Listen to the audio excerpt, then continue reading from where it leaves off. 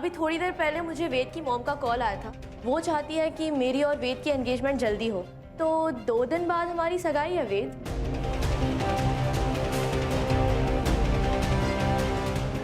And meet तृषा, ये मेरी designer है और हमारे सारे आउटफिट्स यही डिजाइन करेगी।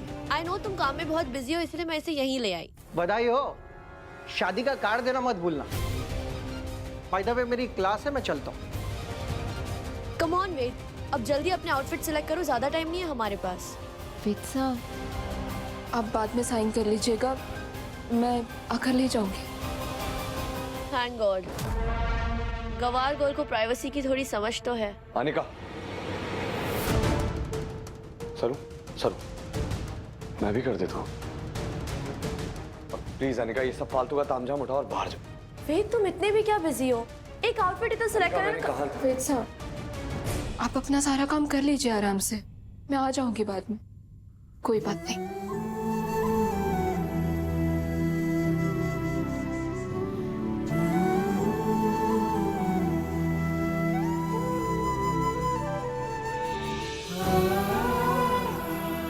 वेद, चलो अब आउटफिट्स देखते हैं। सी, आई रियली लाइक दिस, ये तुम पर बहुत सूट करेगा। देखो, ओह आई लव दिस, ये देखो इसका कलर कितना अच्छा है।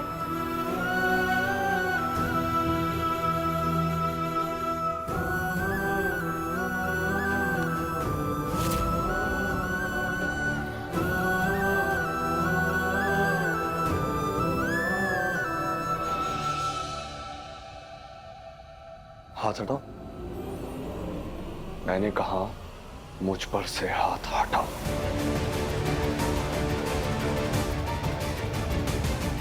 और एक बात याद रखो, ये आपकी प्राइवेट प्रॉपर्टी नहीं है, कॉलेज है और आप स्टूडेंट, तो स्टूडेंट की तरह बिहेव कीजिए। चिल वेद, यहाँ तुम्हारे और यू चिल।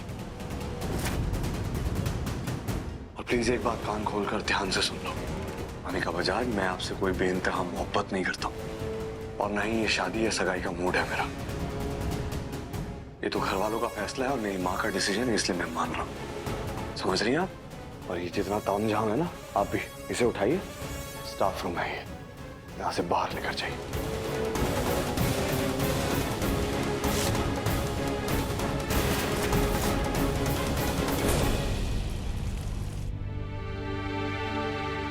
मॉम,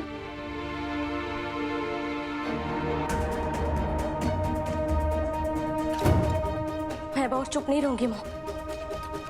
आप क्यों कर रही हैं ऐसा? हाँ, आप भाई को ऐसे रिश्ते में क्यों बांध रही हैं जहां आपको भी पता है कि वो कभी खुश नहीं रहेंगे? मेरी बात सुनो। नो, आज आपको मेरी बात सुननी पड़ेगी मॉम। आज मैं आपके गुस्से से भी नहीं डरने वाली, आपको मेरी बात का जवाब देना पड़ेगा। आप मेरी बदतमीजी के लिए मुझे डांट लीजिए, पनिश कर लीजिए, चिल्ला लीजिए, जो करना है वो कर लीजिए, पर बताइए कि आप भाई को ऐसे पनिश क्यों कर रही हैं? क्या गलती है भाई की? क्यों आप इतनी हार्टलेस कैसे हो सकती है मॉम? बस रचना।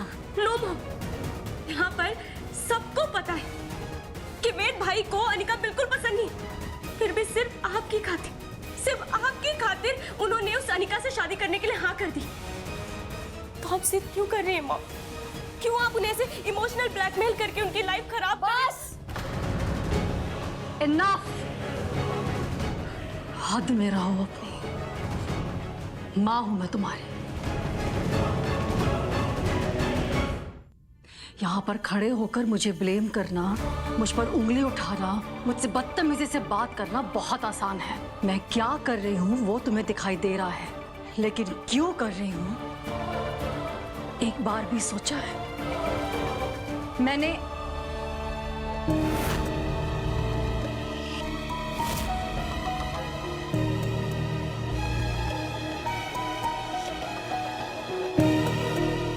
जी, छोटा मुंह और बड़ी बात, आपके घरेलू मामले में बोलने के लिए हमारे को माफ करना। रचना बेटा, एक माँ जो करती है ना, अपने दिल में अपने बच्चों का भला सोचकर ही करती है, किसी बड़े कारण से ही करती है। जरूरी नहीं उसकी हर बात समझ में आए, लेकिन उसके दिल में बसा अपने बच्चों के लिए प्यार समझना जरूरी है। कि माँ वेद सा की शादी के लिए जिद कर रही है, पर सिर्फ वही जानती है कि वो ऐसा क्यों कर रही है और उन पर क्या बीत रही है। और वेद भाई का क्या कोरियन थी, उनकी लाइफ का क्या? हाँ,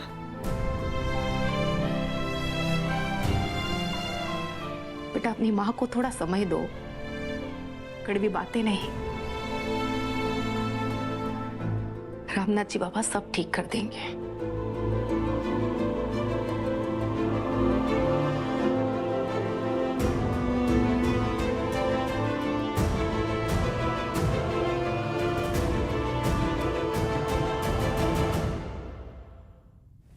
जी आपके लिए काढ़ा बना कर लाइए, पी लीजिएगा।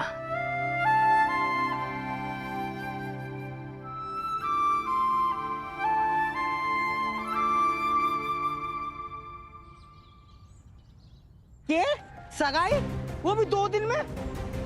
हाँ, अब ये बात तो रामनाथ जी बाबा ही जाने कि इतनी जल्दबाजी की बात की है। वो रचना भी हमारे को खुश ना लग रही है इस रिश्ते से। देखा था कैसे मुंह से उतर रहा था उसका।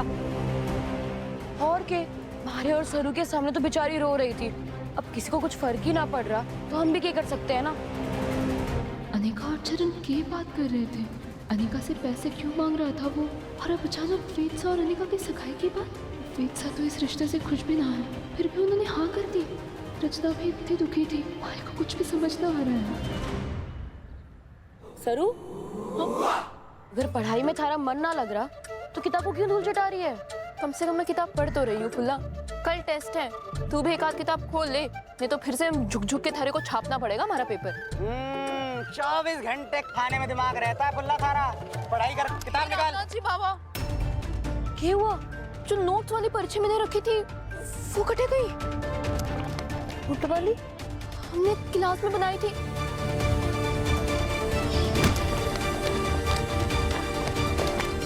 हमारे को लगता है वेद सा के फाइल के साथ चली गई है। क्या करूं? करना के जा, अपना काम का पर्चा वेद भाई साहब से लेके आ जा। ना, तारा जी ने मारे को उस घर में जाने से मना किया है। और अगर उन्होंने मारे को देख लिया ना तो वो 4 और बातें सुना देंगे। पर्चा ना लाएगी तो क्या फेल होने का मन है थारा? हमारी बात मान, वेद भाई साहब से जाके मिल, अपना काम वाला पर्चा भी ले ले और लगे हाथ वो सगाई की बात भी पूछ ले। ना ना, मैं बैठे ना चाहूंगी और सगाई के बारे में तो बिल्कुल भी ना पूछूंगी। अरे सही ना रहेगा ये सब। सरू, हो सकता है वेद भाई साहब सच में मजबूर हो, वो इस जल्दबाजी वाली सगाई के लिए मान गए हो। कोई कारण तो रहा होगा। तैने देखा ना था, वो बिल्कुल भी खुश ना थे और उनके परिवार में भी कोई खुश ना था। जब जा ही रही है तो ये पूछने में के हर्जा, थारे दोस्त है, पूछ सके तू। हाँ सरू, बालाजी सही कह रहा है। इसे रामनाथ जी बाबा का इशारा समझ सरू। मैं अभी उनको फोन करके बोल देता हूँ, थारे से घर के बाहर आके मिल लेंगे, थारा काम वाला पर्चा भी ले आएंगे। अब बैठी के निकल जल्दी, कल वाली परीक्षा में फेल हो जाएगी वरना।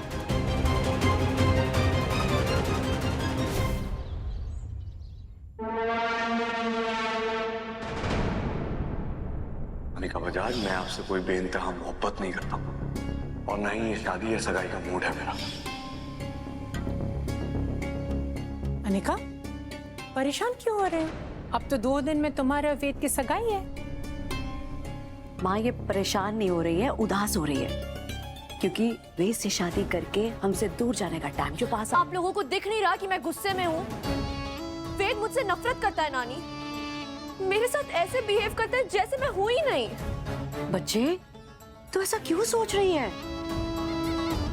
मुझे वेद का प्यार मिलकर भी नहीं मिल रहा मॉम। Not fair.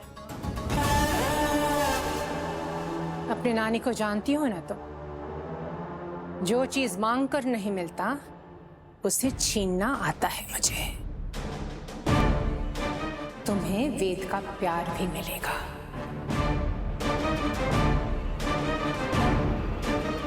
मॉम, वेद अनिका से शादी तो कर रहा है, क्या उसे प्यार दे पाएगा? क्योंकि मुझे डर लगता है मेरी शादी की तरह मेरी बेटी की शादी बिना अधूरी रह जाए, क्योंकि चंद्रकांत आज तक अपनी पहली बीवी को याद करके रोता है। चंद्रकांत रोता है तो उसे रोने दो, लेकिन इसके घर की मालिक कौन है? बजाज सरनेम किसका है? तुम्हारा। अनिका को मिसेस वेद बिरला बनकर सारा ऐश आराम नाम इज्जत सब मिलेगा। पतियों का क्या है, थोड़े टाइम बाद अपने आप लाइन पर आ जाता है।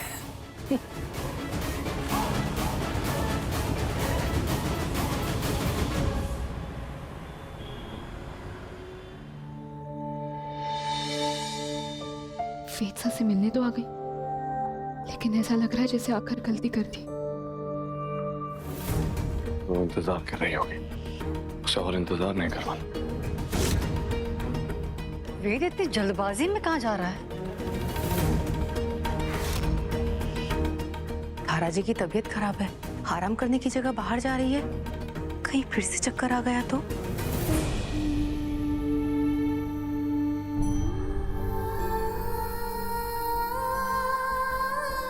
सरू,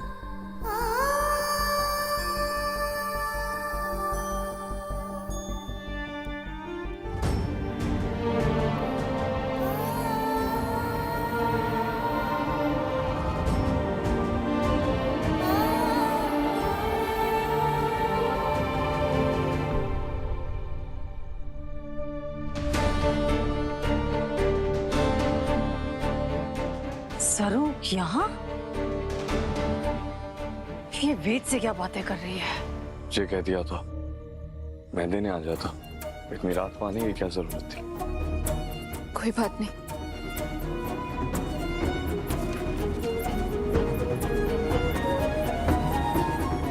थैंक यू। वेदसा,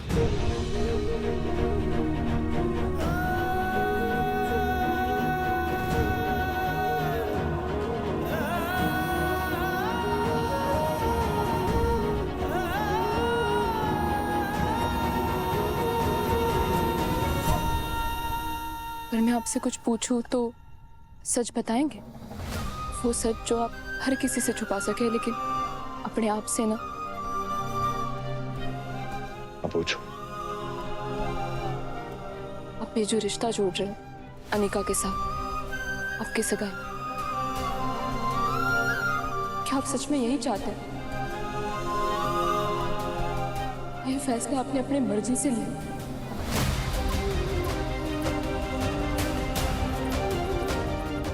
अरे देखिए हमारी तरफ, हमारे आंखों में देखकर बोलिए, क्या आप सच में खुश हैं इस फैसले से? आपके दिल ने हाँ कर दी?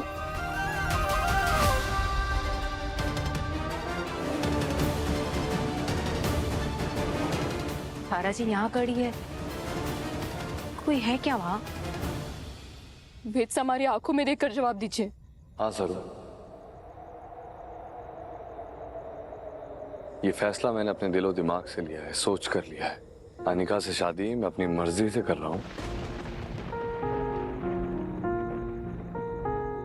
और इस शादी से बहुत खुश हूं। तुम मेरे हो इस पल मेरे हो, कल शायद ये आलम न रहे। कुछ ऐसा हो तुम न रहो, कुछ ऐसा हो हम न रहे। ये रास्ते अलग हो जाए, चलते चलते हम खो जाए।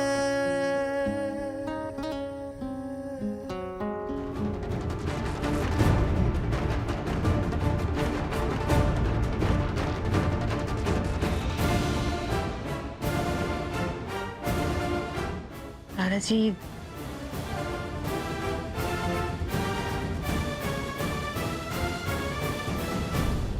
मैं ना मानती। अब हरे से झूठ क्यों कह रहे वेदसा? क्यों बोलूंगा तुमसे झूठ? अडल्ट हूं, अपने लिए फैसला खुद ब खुद ले सकता हूं। जिंदगी का बहुत बड़ा फैसला है, तो जाहिर सी बात है सोच समझ कर ही ले रहा हूँ। मैं फिर भी तुम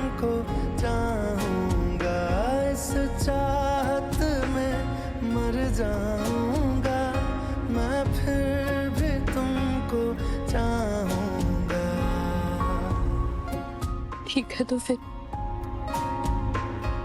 अगर आप खुश है तो मैं भी खुश हूँ।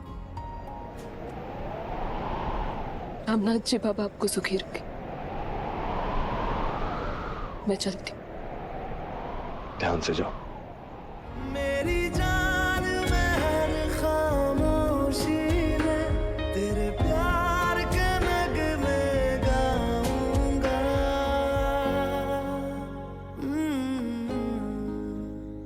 मैं फिर भी तुमको चाहूंगा, मैं फिर भी तुमको चाहूंगा, इस चाहत में मर जाऊंगा, मैं फिर भी तुमको चाहूंगा।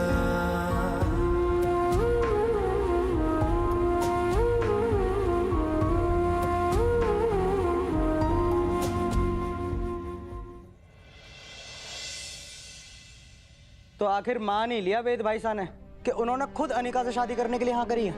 हाँ मान तो गए, पर क्यों? वेदसा ने दिल से हाँ ना करी। पर ये बात थारी को कैसे पता? वो कोई और भाषा में बोले थे कि? क्योंकि मैंने वेदसा से कहा था कि हमारे आंखों में देखकर सच बताइए। अच्छा कहा था फिर? मुंह से झूठ बोला जा सके, दिल में बातें छुपाई जा सकती है, लेकिन आंखें कभी झूठ ना बोलती। पर ये बात थारी को कैसे पता कि वेदसा झूठ बोल रहे हैं? कि जो सच मैंने वेदसा की आंखों में देखा ना, वो उनकी बोली बातों से बिल्कुल अलग था। उनकी आंखों में एक उलझन थी, खुशी ना। लेकिन थारी को एक बात समझना आवे, अगर वेदसा इस रिश्ते से खुशी ना है तो उन्होंने सगाई के लिए हाँ कैसे कर दी?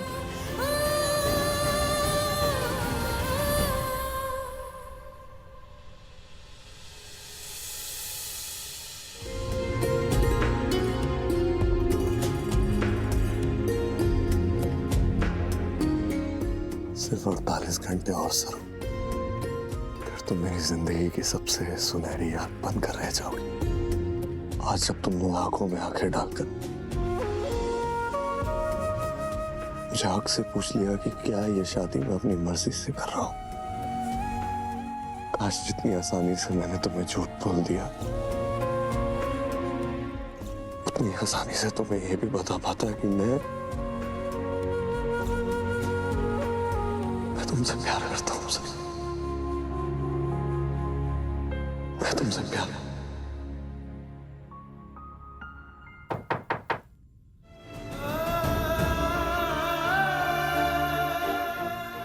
जी जी आइए।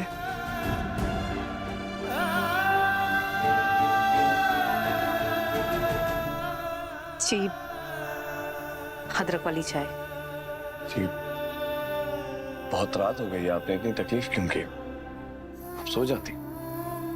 जी खाली दिमाग में उदासी और यादें घर कर जाती है, इसीलिए कुछ ना कुछ करते रहना चाहिए। आपकी बातें किसी की बहुत याद दिलाती हैं। मैंने पहले भी कहा है आपसे, आपकी भी बातें उसी की तरह गहरी, उसी की तरह निराली और न जाने क्यों उसी की तरह सबसे अलग है। वो मेरे दिल के बहुत करीब है। दिल के करीब? कौन है वो? बोझ।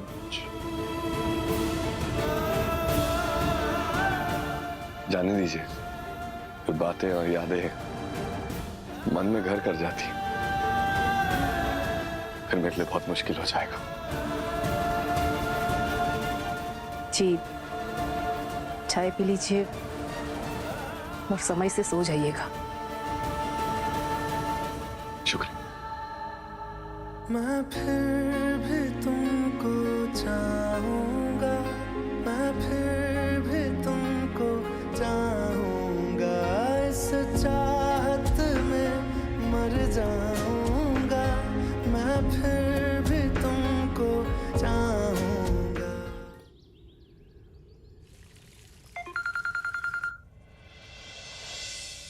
हेलो, गुड मॉर्निंग तारा। आज कितना अच्छा दिन है ना? नहीं तुम तो ये सोच रही होगी कि सुबह सुबह मेरी मीठी आवाज सुनने का गुड लक तुम्हें कैसे मिला, है ना? एक्चुअली बात यह है कि मेरी अनिका वेद के पास गई थी सगाई में पहनने के लिए कुछ डिजाइनर्स कपड़े लेके। लेकिन तुम्हारा बेटा यानी कि मेरा होने वाला दामाद काफी बदतमीजी करी उसके साथ। देखिए कामिनी जी, हाँ, देखना ही तो चाहेंगे लोग अनिका को और उसके मंगेदर को डिजाइनर कपड़ों में। इसलिए काम करो, तुम वेद को लेकर हमारे घर आ जाओ। डिजाइनर और ज्वेलर दोनों को ही मैंने यहाँ बुला लिया है। मैं नहीं आ सकती और वेद भी नहीं। अरे मैं प्यार से बात कर रही हूँ, इसका मतलब तो ये नहीं ना कि तुम्हें मना करने का ऑप्शन है।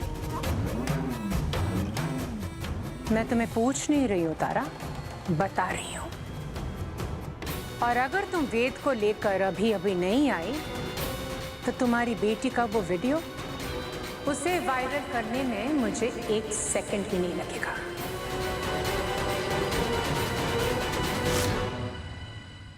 उफ, बार बार यही बात तुम्हें बताना पड़ रहा है तारा। तुम एक काम करो, ये ना तुम कहीं पर लिख के ले लो, ओके? फाइन, आ रहे हैं हम दोनों।